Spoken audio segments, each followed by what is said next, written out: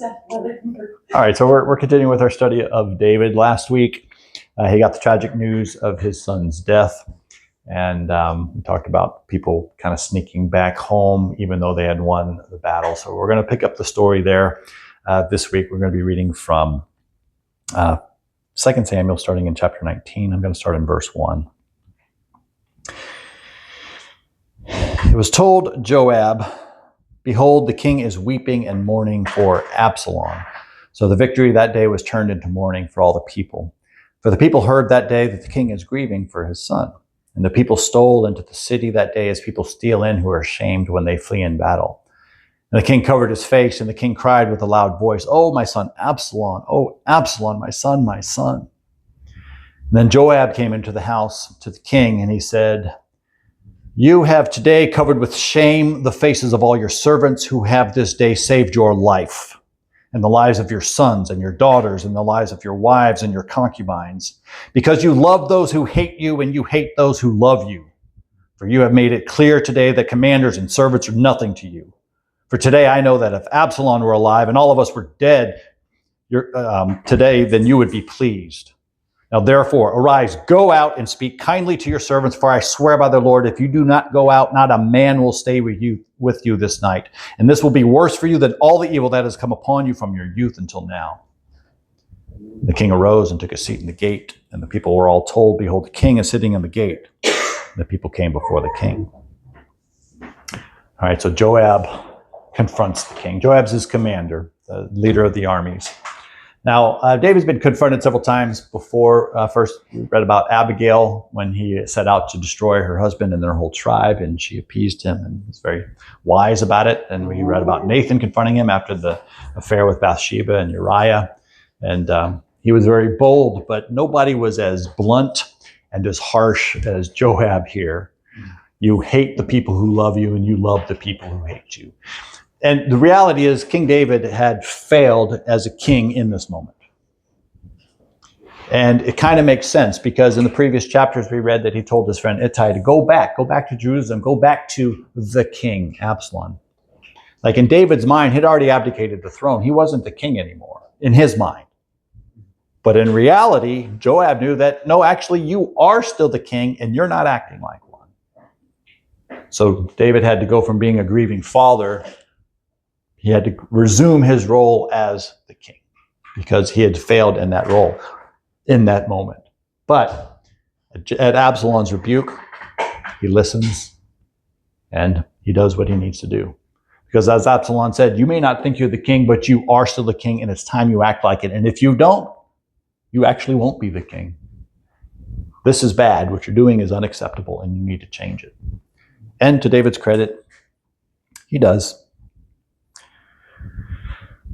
So he doesn't just step back into the role as king, as a formality. He actually takes the responsibility. So let's keep reading, and we're going to pick it up in verse 8 and see what he does next. If I can get my tabs to change. All right, this is frustrating.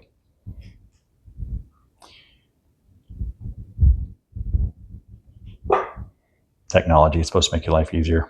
All right, we're going to get an old school Bible up here.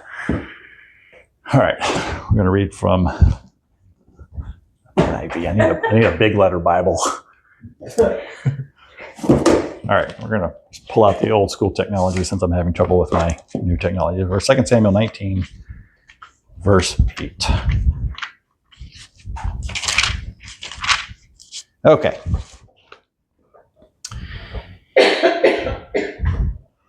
Samuel 19, verse. Okay. So the king got up, took his seat in the gateway. When the men were told the king was sitting in the gateway, they all came before the king. Meanwhile, the Israelites had fled to their homes. Okay. When it says the Israelites, this is where the Bible can get confusing. Because when it says the Israelites, it's typically, not typically, but it's often referring to the northern 10 tribes. So we think of the nation of Israel as 12 tribes. The Levites didn't have an inheritance because the Lord was their inheritance. So there's 10 tribes in the north, and Judah was the big one in the south, where the capital Jerusalem was located. That's where David was from. He's from Judah. He lived in Jerusalem. So when it says Israel, it's often referring to the northern 10 tribes. All right, so throughout the tribes of Israel, the northern tribes, the people were arguing with each other, saying, "The king delivered us from the hand of our enemies. He is the one who rescued us from the hand of the Philistines, but now he has fled the country because of Absalom. And Absalom, whom we anointed to rule over us, has died in battle. So why do you say nothing about bringing the king back?" So the people in the north are arguing. They're like, okay, we've cast our lot with Absalom, but he's dead. So what do we do? David's still alive, and he was a pretty good king. Right? So there's some debate in the tribes. What do we do now? The whole country's in confusion, not just the southern tribes who have to pretend like they didn't win, but now the northern tribes too. They're at a loss. So everything's kind of in flux here. And this is where David steps into his role as king and actually does well. So King David sent messages to Zadok and Abiathar, the priests. Now, he sends messages to the priests because while they might not have had actual authority the way he did, they had significant influence. And so they were effective leaders in the community. So he sends words to the priests and he says them this. He says, "Ask the elders of Judah," and this would be the southern tribe, "ask the elders of Judah, why should you be the last ones to bring the king back to his palace? Since what is being said throughout the land of Israel has reached the kings in his quarters. You are my brothers, my own flesh and blood, so why should you be the last to bring back the king?" So he challenges his countrymen, the people of the south. He's like, look, I'm from the tribe of Judah. Like the people in the north, they've already figured it out. I'm still the king. So why haven't you come to get me, to bring me back and give me a king's welcome? It's like he stepped into that role and he's risen to the occasion. So Joab's rebuke found its home and he's responding and he's taking charge. And then he does something else that's really quite fascinating. Verse 13, he says, "And then say to Amasa, are you not my own flesh and blood? May God deal with me, be it ever so severely, if from now on you are not the commander of my army in place of Joab." Burn! This is huge because Joab has been David's commander his whole reign. The whole time, Joab's been the commander of the army, the general. And here he says Joab is getting replaced by this guy named Amasa. Who's Amasa? Well, you'd have to have a really good memory. Yeah, you'd have to have a really good memory from the chapter before where his name was said once. He was Absalom's general. Yeah. He was Absalom's general. So there's a lot of drama going on here. He says, okay, you led the armies that rose up against me. And you lost. And now I'm going to put you in charge of all of the armies, replacing the guy who defended me and won. Why would he do that? Why would he do that? Okay, this is brilliant. Okay, remember, the country's divided right now. Half the people wanted Absalom, and even though they've come back, it says here at the end of the chapter, only half of them really do, and that's going to be a problem in the coming chapters, we'll see. But the country's divided right now. So one way he can reunite them is to put someone in charge that they already respect and follow. So that's Amasa. Now, he can put Amasa over his armies, over the armies of Judah, because he's still the king. He still has the authority over his generals. And so they might be changing commander, but they're not changing their kingship. They don't have to change their loyalty. And so in this, what I think is a pretty shrewd move, David wins the hearts of the people of Israel and without alienating the people from Judah. So pretty shrewd. And he also fires Joab. Why did he do that? I mean, Joab just confronted him. Is he just like his feelings hurt that Joab confronted him and told him to start acting like a king again? Joab killed Absalom. Joab just killed his son. Yeah.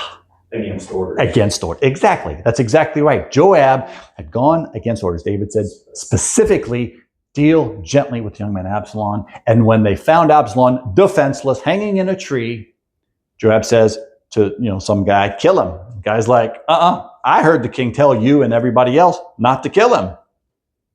Joab's like, the heck with this, and he kills him.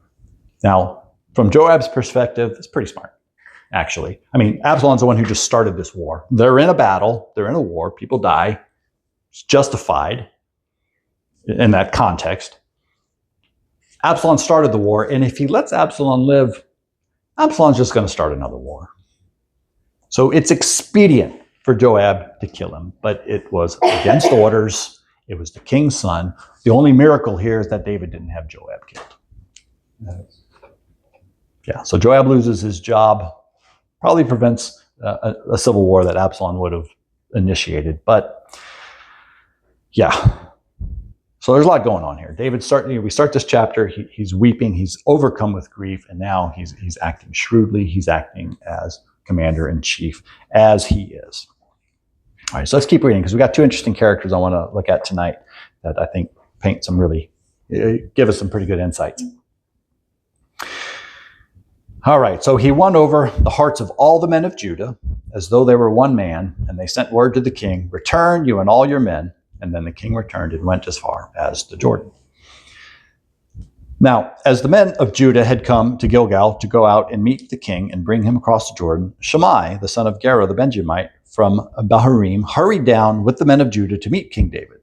And with him were 1,000 Benjamites, along with Ziba, the steward of Saul's household, and his 15 sons and 20 servants. And they rushed to the Jordan where the king was, and they crossed at the fjord to take the king's household over and do whatever he wished. Do you remember who Shimei was? Let's see if his words remind you. When Shimei, son of Gera, crossed the Jordan, he fell prostrate before the king, and he said to him, "May the Lord not hold me guilty. Do not remember how your servant did wrong on the day my lord the king left Jerusalem. May the king put it out of his mind. For I, your servant, know that I have sinned, but today I have come here as the first of the whole house of Joseph to come down and meet my lord the king." All right, so Absalom's marching into Jerusalem. David and his family are running out, and they meet this guy, Shimei, who is just hurling abuse at them, insulting them, throwing rocks, throwing dust at them. And he says this. He said this to them in chapter 16, verse 7 and 8. He said, get out, you man of blood, you worthless man. The Lord has avenged on you all the blood of the house of Saul, in whose place you have reigned. And the Lord has given the kingdom into the hand of your son Absalom. See, your evil is on you, for you are a man of blood. So when we talked about that, we talked about how he presumed to speak for God. And he was wrong. He was absolutely wrong. And he's the first one to admit it. He presumed to speak for God. He got it wrong. And then it says he showed up with 1,000 Benjamites. What's significant about that? Well, Benjamin was the tribe that Saul was from. So, I mean, this is a huge, significant display of loyalty and contrition. He's like, I have sinned. I was wrong. Please forgive me. Let's see what happens. Then Abishai, the son of Zeruiah, said, shouldn't Shimei be put to death for this? He cursed the Lord's anointed. Wait, that sounds familiar, because when Shimei was cursing David on the way out of Jerusalem, Abishai, this is Joab's brother, son of Zeruiah. There was 3 brothers. One of them has already died. But Joab and Abishai are brothers, David's nephews. He said the same thing. He said, who is this dead dog? Let me just go cut off his head. David said, leave him alone. My own son wants my life. What do I care what this guy thinks? And David said, what do you and I have in common, you sons of Zeruiah? This day you have become my adversaries. Should anyone be put to death in Israel today? Do I not know that today I am the king over Israel? So the king said to Shimei, you shall not die. And the king promised him an oath. So Shimei comes, he's repentant, he admits fault. He's like, please forgive me. And the king says, yeah, okay. Enough Israelites have died today. He shows the guy mercy. Abishai, of course, wanted to kill him again. And David is again just shaking his head like, what? Seriously? This again? Now, it is interesting the instructions David gives to Solomon at the end of his life. Because while he has spared Shimei's life today, that's not a permanent oath. He was going to tell Solomon, remember that guy, and go finish what Abishai wanted to start. So that's kind of interesting. We'll get to that another day. All right, so let's move on in the text, because we've got to meet another character. This is verse 24, Mephibosheth, Saul's grandson. Interesting. He doesn't refer to him as Jonathan's son because Jonathan and David were friends. Refers to him as Saul's son because David and Saul were enemies. Do you remember what happened with Mephibosheth? On the way out of town, Mephibosheth's servant Ziba shows up with his 15 servants and 20, his 15 sons and 20 servants, right? And David says, "Where's Mephibosheth?" And he was like, "Hey, he stayed home because he thinks this is his chance to, get revenge for his grandfather." So David's like, "All right, fine. Everything that he owns is now yours." So basically, the grandson of the king who had inherited a fortune was just handed over to Ziba, just a commoner, a servant, because Mephibosheth had basically betrayed David, which is astonishing. We're going to read. Let's read it. Let's read on. So Mephibosheth, Saul's grandson, also went down to meet the king, and he had not taken care of his feet or trimmed his mustache or washed his clothes from the day the king left until the day he returned safely. And when he came from Jerusalem to meet the king asked him, "Why didn't you go with me, Mephibosheth?" Because David treated this guy as his own son, had him eat at the table with his own sons. Mephibosheth said, "My lord the king, since I, your servant, am lame, I said, I will have my donkey saddled and I will ride it so I can go with the king. But Ziba, my servant, has betrayed me. And he has slandered your servant to my lord the king. My lord the king is like an angel of God, so do whatever pleases you. All my grandfather's descendants deserved nothing but death from my lord the king, but you gave your servant a place among those who eat at your table. So what right do I have to make any more appeals to you?" And the king said, "Why say more? I order you and Ziba to divide the fields." Mephibosheth said to the king, "Let him take everything now that my lord the king has arrived home safely." So this is interesting because Ziba shows up and says, "Yeah, Mephibosheth's betrayed you." And then Mephibosheth shows up and says, No, Ziba betrayed me." And David doesn't know who to believe. I mean, one of these guys deserves to die, but he doesn't know which one to kill. And he had promised Jonathan, his friend, that he would take care of his family. And Mephibosheth is Jonathan's son, so David's promised an oath, a covenant to take care of him. So he does what is prudent. He says, "Okay, you can have half of all your stuff back." Because, I don't know, which is kind of interesting. It's kind of wise, it's kind of humble. But in the moment, he's like, "Look, no, people have died.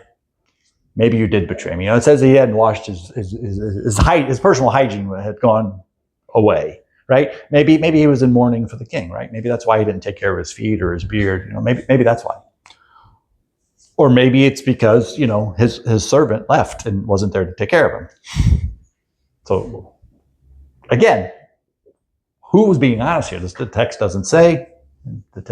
But what David does know is that in the law, it's on the testimony of 2 or 3 witnesses that a fact is established. He doesn't have to have 2 or 3 witnesses. It's one man's word against another man's word. So he says, "You can have half your stuff back. You're going to split it. One of you's lying." That's incidentally the last we hear of Mephibosheth. Okay. So what I wanted to focus on, and the next passage, I won't read it in its entirety because it's a friend of David's who wants to come. David wants him to come back with him, and he's like, "I'm too old." And David's like, "Well, just come with me part of the way." And so he does, and he sends another man with him in his place. And David's basically he's just showing kindness to an old friend who took care of him when he was in exile. And what's interesting here is as we look at David, once he comes to his senses, once he's not overcome with grief, he can kind of put himself together. What he decides to do is show mercy and compassion and kindness to the people who have betrayed him and cursed him. Of course, he's kind to the people who helped him, but he's kind to them. He's not just taking advantage of them. He doesn't just take it for granted. He's showing gratitude and mercy and kindness this whole time. And that really contrasts sharply with Abishai, who wanted to kill Shammai. Shammai's sitting there, face to the ground, like, "I messed up. You done messed up, Aaron." And Shammai says, "Oh, We should kill this guy. And David says, no. And what I realize is that when humans, just humankind, when we want to show power over something or someone, that's usually expressed in the form of violence. Some kind of destruction, often in death. I mean, there's no greater power play than to kill somebody, right? And that's often how the humans express their power over one another. And this is exactly what Abishai was doing. He was like, look, let's kill this guy. And what was fascinating is David's response. Abishai says, this guy deserves to die. Let me do it. And David says, you don't think I know I'm the king? You don't think I know that I'm the king? Abishai didn't say anything about David being the king. Didn't say anything about, Shammai not recognizing that David was the king. But David understood the subtext of what Shammai was getting after. And David says, I don't have to prove anything to this guy. I don't have to prove anything to you. I don't have to prove anything to myself. I know I'm the king. God put me here. Absalom tried to take it. I'm still here. God's still at work. You don't think I know I'm the king? And because he was the king, he actually had a choice. He could have had Shammai executed just like that. He could have killed Mephibosheth on the spot. Nobody would have blinked. He could have killed Joab. He would kill Joab and everybody would have been like, well, yeah. Duh. David actually did have the power of life and death of these men in his hands. And what he chose was mercy, kindness, restoration. And in that moment, we get a glimpse, it's just a glimpse of God's heart. Because that's what God is like. You see, if David didn't have that real power to say, yes, you live, or no, you die. If he didn't have that real power, it wouldn't really be a choice, right? Of course I'm going to let you live. There's nothing I can do about it. But he has the real power to take these people's lives and the justification. But instead of doing it, he chooses life and kindness. And this is what God does. This is what God does. God does have the choice.